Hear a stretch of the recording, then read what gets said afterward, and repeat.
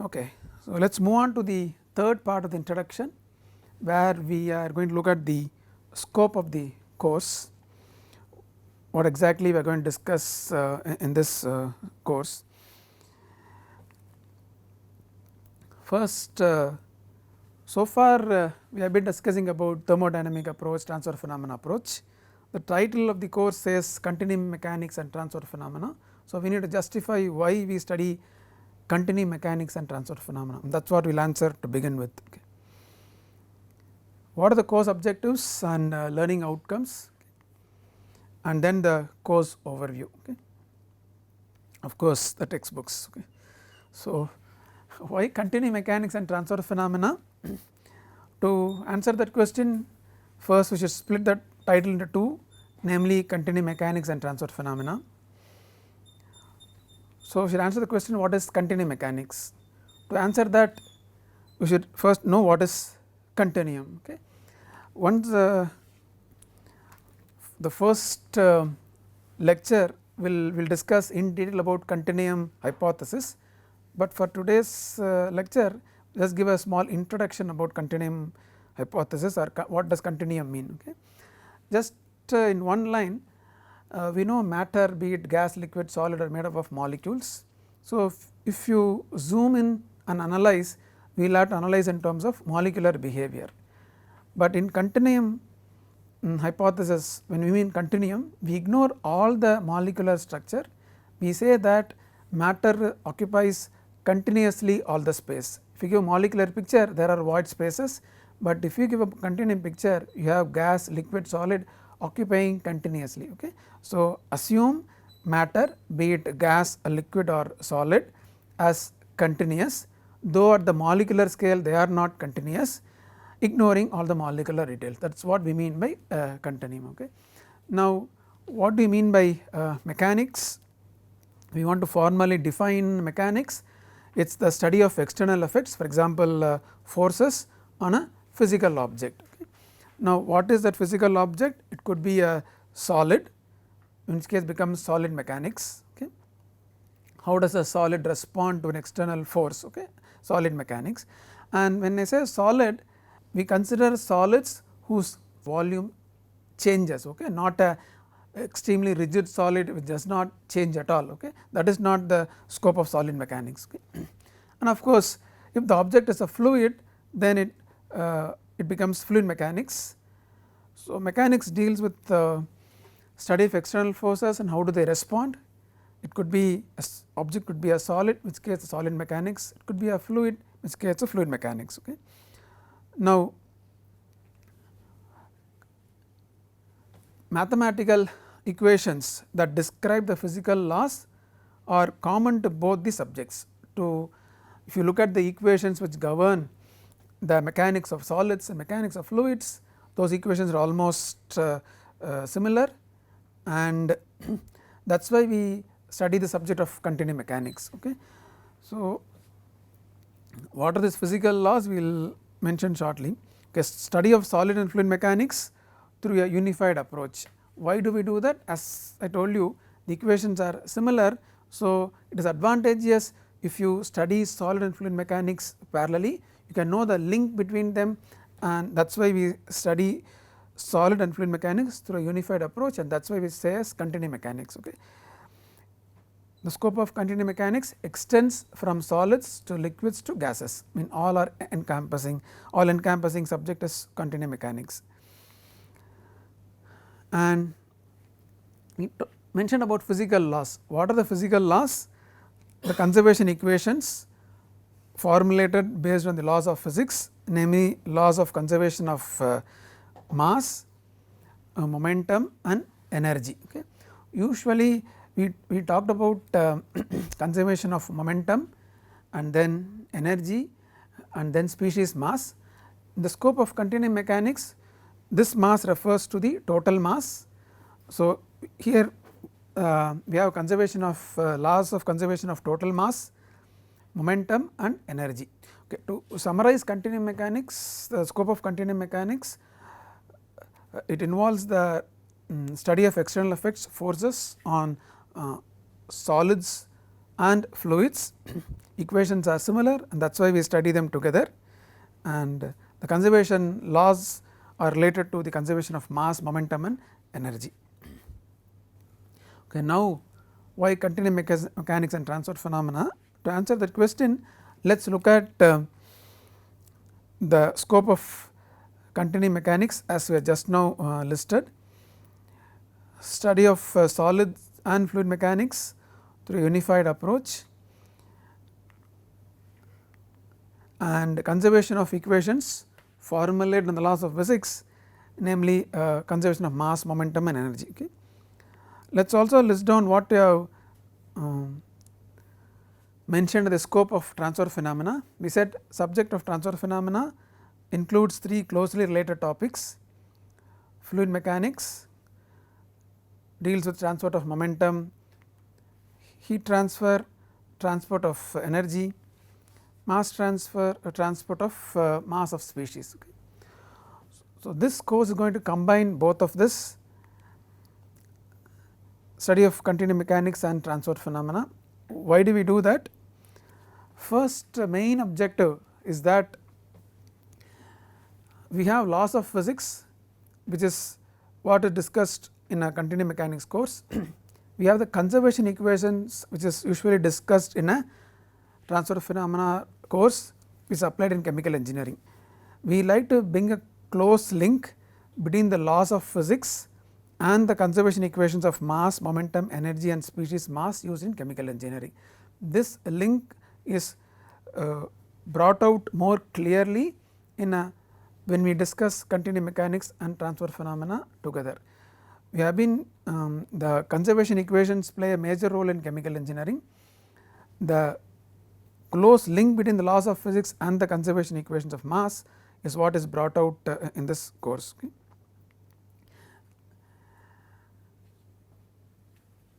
We said transfer phenomena emerged as a second paradigm, and one objective of this second paradigm was extending this chemical engineering to chemical engineering science, and that is also reflected when you combine the continuum mechanics and transfer phenomena approach.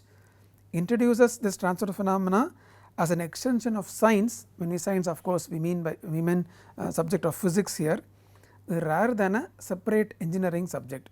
That is one objective of introducing or discussing continuum mechanics and transfer phenomena together. The extension of physics to transfer phenomena is clearly brought out when we discuss continuum mechanics and transfer phenomena. Otherwise, transfer phenomena stands a separate engineering subject. This also justifies that transfer phenomena emerged as a second paradigm. Also, this approach introduces transfer phenomena to be continued in other detailed separate courses. This the entire scope of transfer phenomena cannot be covered in one single course, but this combined approach introduces so that you can continue this in other separate courses. Okay. So, those courses, of course, fluid mechanics, heat transfer and mass transfer. Okay. So, what are the course objectives? The first objective is to understand the fundamental phenomena governing chemical engineering processes. That is, we said the need for second paradigm is that to have a better understanding, and that is the objective of this course also. If you understand the fundamental phenomena, you can extend to unit operations, then to the whole process plant as well. So, the course objective is to understand the fundamental phenomena governing chemical engineering processes.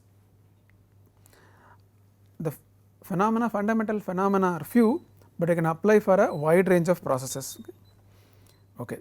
Second major objective, as I told some time back, is to relate the laws of physics to chemical engineering through transfer phenomena.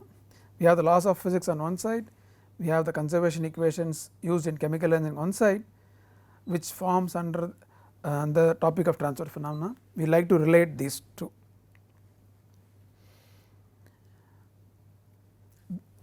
you want to understand thoroughly, we like to know the origin of the conservation equations from the laws of physics. So, we spend a lot of time on derivation of the conservation equations, and the derivation of the conservation equations follows a general method for all the conservation equations. So, we keep in mind the derivation procedure is same across all conservation equations. Of course, once we derive, we wish to see the application of the conservation equations. Where do we apply? To predict, we can call it as simulate, okay, fluid flow, energy flow, mass flow behavior of equipments. That is where we began with. Remember our first slide, we said we want to predict, and this after deriving the conservation equations we will apply them and use it to predict or simulate fluid flow, energy flow, mass flow behavior of equipments. And since this course combines continuum mechanics and transfer phenomena, another objective is to relate fluid and solid mechanics, okay, which is something unique I would say to this particular course, where we try to relate fluid and solid mechanics. Okay, so, what are the learning outcomes? What is that you can expect at the end of this course? You will be in a position to derive the conservation equations of mass, momentum, energy, species mass from the laws of physics. That was our objective also. So, the end of this course you should be able to derive from the laws of physics the conservation equations. Explain the conservation equations of flow of inflow, outflow, it is a balance equation. So, you will be in a position to explain the physical significance of the different terms in the conservation equations. The conservation equations are as such really involved equations. So, you will be in a position to simplify them and apply the conservation equations to solve chemical and allied engineering problems as well. For example, calculation of force, heat, work based on integral balance equations, calculation of profiles of velocity, temperature, concentration based on differential balance equations. Of course, you will be able to relate solid and fluid mechanics as well. Okay. We said the topics of transfer phenomena are closely related. So, you will be able to recognize the analogy between momentum, heat and mass transport as well, okay, in terms of physics, okay, in terms of equations, in terms of applications also. Okay. This will be brought out as we go along the course. Okay. At the end of this course, you will also be prepared to take up the next level courses on fluid mechanics, heat transfer and mass transfer. As I told you, one full is an introductory course. This sets the stage for you, so that whatever left out in this course can be completed in separate courses on fluid mechanics, heat transfer and mass transfer. Okay, that is the course overview. This is what we will be covering exactly in this course over next several lectures. The continuum mechanics and transfer phenomena, the course can be split into two parts, namely continuum mechanics and transfer phenomena. Continuum mechanics, as we have seen just now, has two parts in it, the solid mechanics part and the fluid mechanics part. Transfer phenomena has three parts in it, which I have said several times: momentum transport, energy transport and mass transport. Let us see how do we go about, what is the sequence we follow. We start with fundamental concepts. Among the several fundamental concepts, these concepts are usually discussed in fluid mechanics book, but those concepts are common for fluid mechanics, energy transport, mass transport as well. Among the different fundamental concepts, what we discuss mainly is the difference between system and control volume. system has the same scope as you would have come across in thermodynamics. Control volume, as we have seen some examples, the entire equipment, a small control volume within equipment. What is the distinction between the system and control volume? Okay. Why do we do that? The laws of physics, we said we are going to relate laws of physics to conservation equations. The laws of physics are for a system, conservation equations are for a control volume. So, we need a theorem, we need a mathematical tool to go from one to the other, and that is what we discuss in the Reynolds transport theorem. Okay. So, fundamental concepts involves distinction between system and control volume, and the Reynolds transport theorem, which takes us from the laws of physics for system to the conservation equation for control volume. Okay. Okay. Now, we start deriving the conservation equations from then onwards. Okay. Conservation for total mass, and then the linear momentum, energy balance, and species mass balance. We start with the total mass balance. Under each of these balances, we first derive the integral balance and then the differential balance. Okay. So, we take the total mass balance, first derive the integral mass balance, and then derive the differential mass balance. As we have seen some time back, integral balances of entire equipment, differential balance inside the equipment. As of now, let us keep it simple like that. Okay. Okay. And then we move on to the linear momentum balance. I should mention that this Reynolds transport theorem is what will be used to derive the balance equations, to derive the balance equations for total mass, linear momentum, energy balance, and species mass balance as well. Okay. Now, we move on to linear momentum balance. First derive the integral balance, okay, by doing a linear momentum balance of the entire equipment. Then move on to differential balance. We do not derive the complete differential balance in one stretch, it goes through several phases. Okay. We discuss about total stress, strain rate, and Newton's law of viscosity, but to understand these terminologies, these physical concepts, it becomes easier for us to go to solid mechanics and discuss these terms. So, what we do is shuttle back and forth between fluid mechanics and solid mechanics 3 times. That is what this arrow indicates with a double headed arrow. We go to solid mechanics, understand stress, come back to fluid mechanics, understand total stress, go back to solid mechanics, understand strain, come back to fluid mechanics, understand strain rate, go back to solid mechanics, understand Hooke's law, come back to fluid mechanics, understand Newton's law of viscosity. Okay. This also is in line with the objective of the course, that to understand the close analogy between solid and fluid mechanics. Okay. One objective is to easily understand terms of solid mechanics. Second is to know the close analogy between these two. Okay. And finally, derive the what is called the Navier-Stokes equation, which will help us to solve for velocity profiles in fluid flow. Okay. Then we move on to the second part of the course, transfer phenomena, which, as I said, has 3 parts: momentum, energy, and mass transport. Momentum transport also deals with fluid flow. It has same scope of fluid mechanics.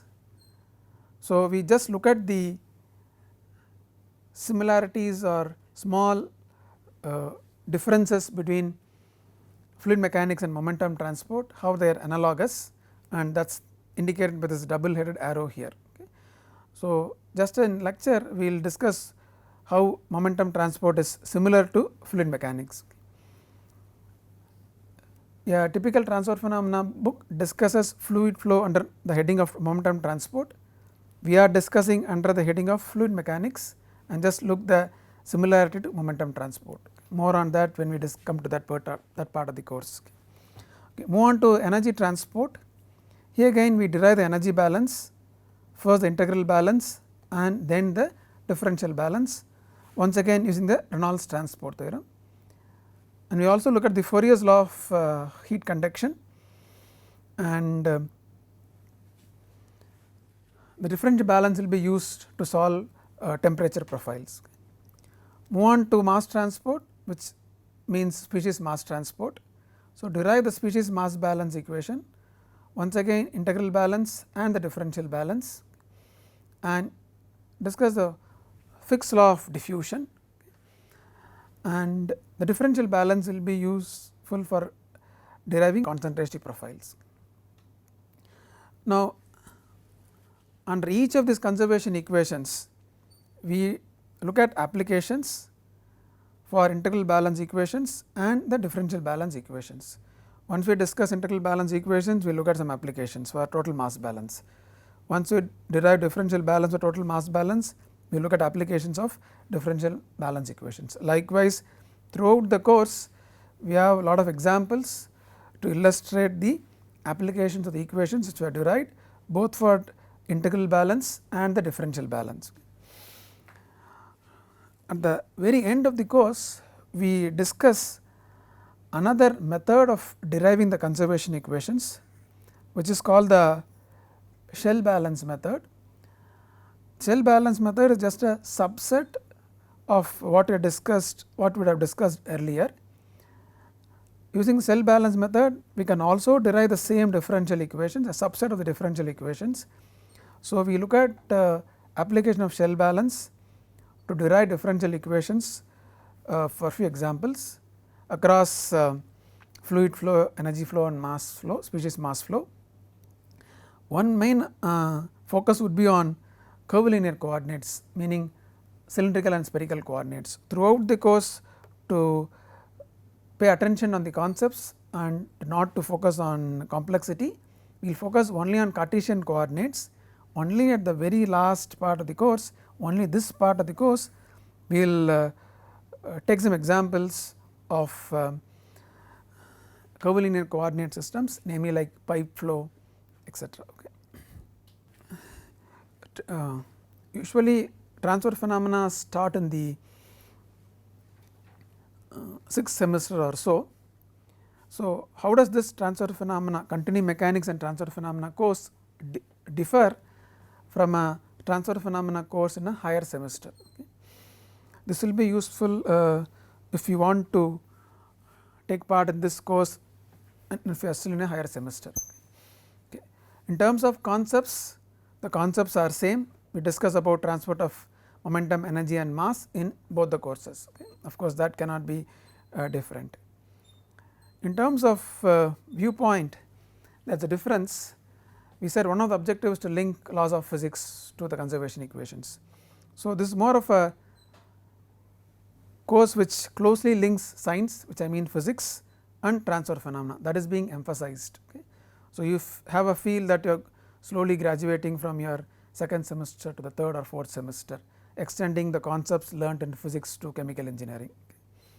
Transfer phenomena course in the higher semester more oriented towards engineering, more oriented towards application. Okay.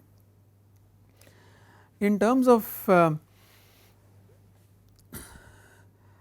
approach or the scope of the course, this particular course has an introductory scope.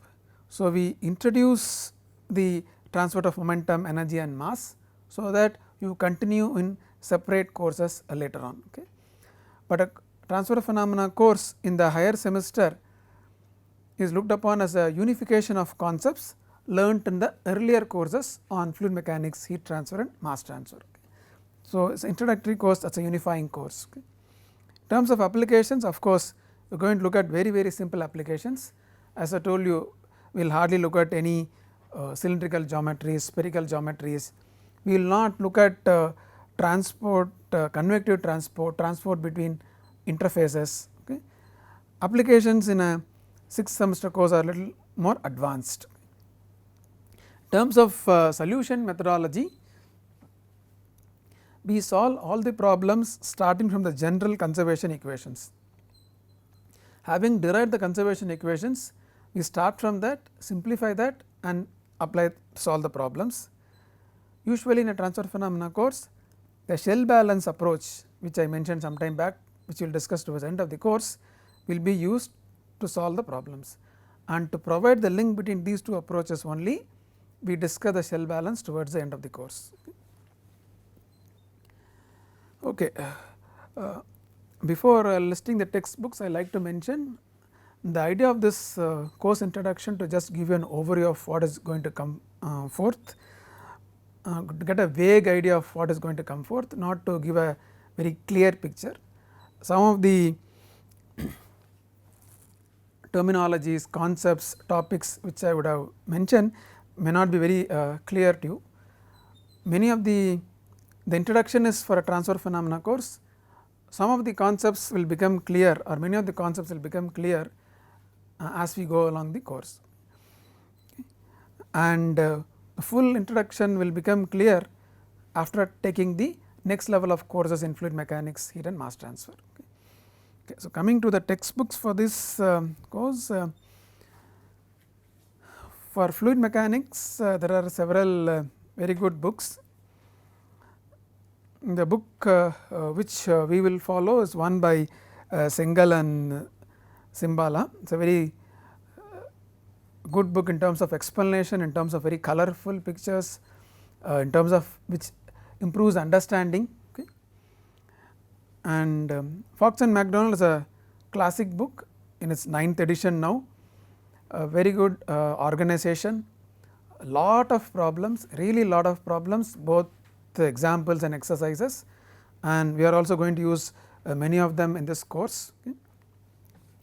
Once again, for solid mechanics, lot number of books are there, very latest books are there, but we are going to follow two old books, I would say. One is by W. D. Means. I would strongly recommend to read this book if you want to gain fundamental understanding about stress and strain. Those are little bit difficult concepts to understand. This book puts them in terms of separates into separate chapters, small chapters, about 26 chapters are there. It is like a story book, size also designed that way. So, gives a very lucid introduction to stress and strain. Of course, it is for geologists, small change in sign convention will be there, but otherwise a very well written book, slowly takes you through stress and strain without getting stressed, I would say. I really enjoyed reading that book. Other book, Parnas, as I told you, so many books are there in solid mechanics which fitted the scope of this course, wherein I use examples from the book as well, is by Raymond Parnas. Okay. Coming to transfer phenomena, there is no second thoughts, so it is the book by Bird, Stewart and Lightfoot. Now, there are several editions of this book.